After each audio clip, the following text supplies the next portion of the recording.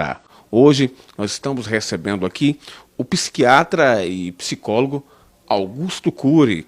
Prazer em tê-lo aqui conosco, doutor Augusto Cury.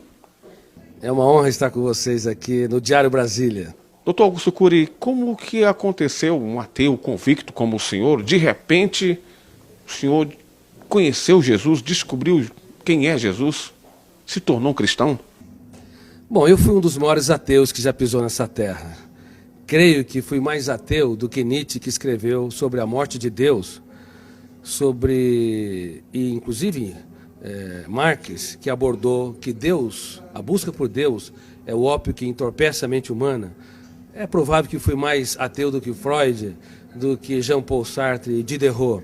Como eu pesquiso uma das áreas que é considerada a última fronteira da ciência, o mundo onde nascem os pensamentos, para mim Deus era fruto do espetáculo das ideias, de um cérebro que não aceitava o seu fim, o seu caos, na solidão de um túmulo. E a teoria que eu desenvolvi, como psiquiatra e pesquisador da psicologia, ela estuda o processo de construção de pensamentos e de formação de pensadores. Eu usei essa teoria para analisar como mentes brilhantes romperam o cárcere da inteligência e produziram novas ideias, como Freud, Einstein, Hegel, Kant, Agostinho e assim por diante. E fui até esse homem mais famoso da história, chamado Jesus Cristo. Eu analisei os seus comportamentos, as suas reações e as entrelinhas das suas atitudes nos focos de tensão, nas suas 4 biografias, ou chamado Evangelhos, em várias versões.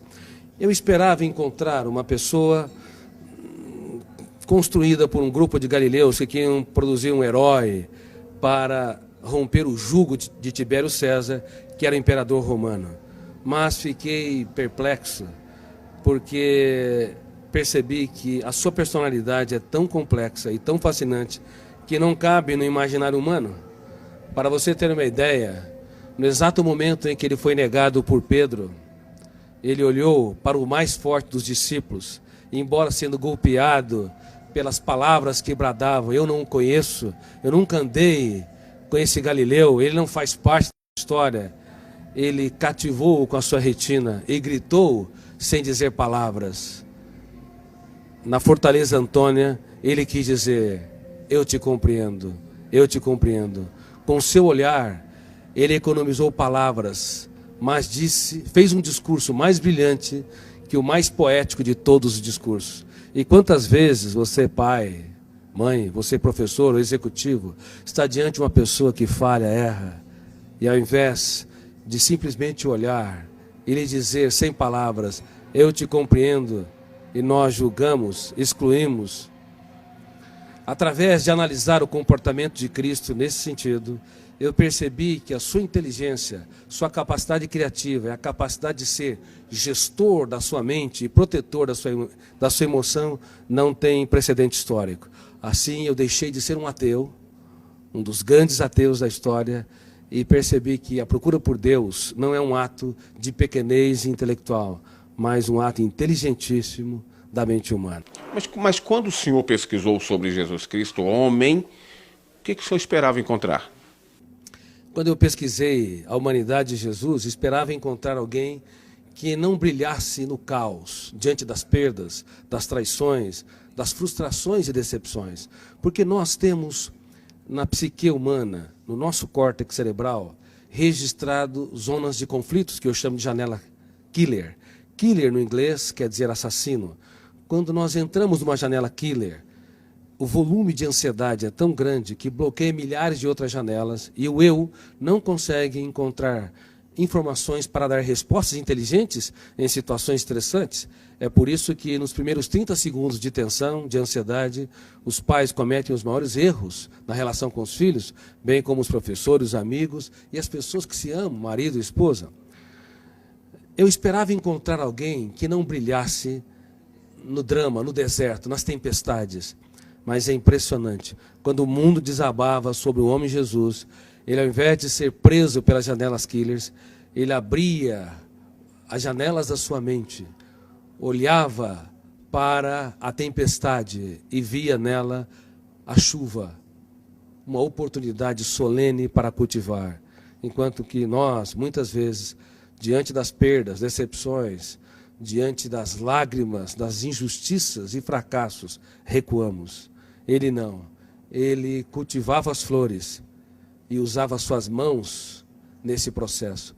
Muitos querem a beleza das flores, mas não têm coragem de sujar as suas mãos para cultivá-la e irrigá-la.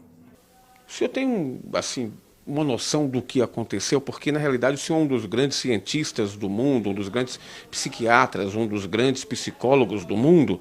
Essa descoberta do senhor pode ser levada até para um campo científico, e eu poderia até dizer aqui que é quase que dizendo aqui que cientificamente Deus está existindo, ou Jesus é Deus.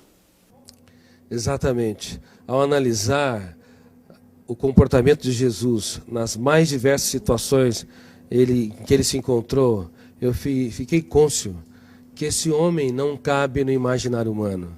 Somente alguém que é sobre-humano, filho de Deus, poderia ter as reações que teve nos mais dramáticos estímulos estressantes. Veja bem, no ato da traição, era de se esperar que ele fosse golpeado pelas zonas de conflito do medo ou da raiva, agredisse o seu traidor, ou se punisse e se achasse o mais derrotado dos seres humanos, porque foi traído pelo mais culto, o mais sereno, o mais tranquilo dos discípulos, Judas Iscariotes. Mas, ao invés de se punir ou punir o outro, ele olhou para o seu traidor e teve a coragem de dizer: amigo, para que vieste? Nunca na história um traidor tratou com tanta...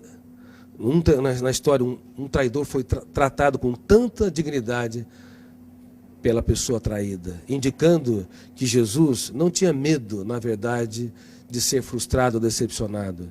Ele tinha medo de perder um amigo. O que nos leva a compreender, do ponto de vista psiquiátrico, psicológico e sociológico, que um grande educador é aquele que aposta tudo que tem naqueles que pouco têm. É aqueles que têm coragem para se fazer pequeno, para tornar os pequenos grandes. E como eu digo no meu livro, Mentes Brilhantes, Mentes Treinadas, não é possível ter uma mente brilhante se nós não treinarmos a nossa criatividade, as habilidades da nossa psique, como a solidariedade, a capacidade de se colocar no lugar dos outros, a capacidade de investir naqueles que nos frustram, a capacidade de transformar as perdas numa oportunidade excelente para os melhores ganhos e de usar as nossas lágrimas para desenvolver sabedoria. Por favor, não tenha medo dos dias mais tristes da sua vida. Você pode escrever os capítulos mais importantes da sua história quando o mundo desaba sobre si.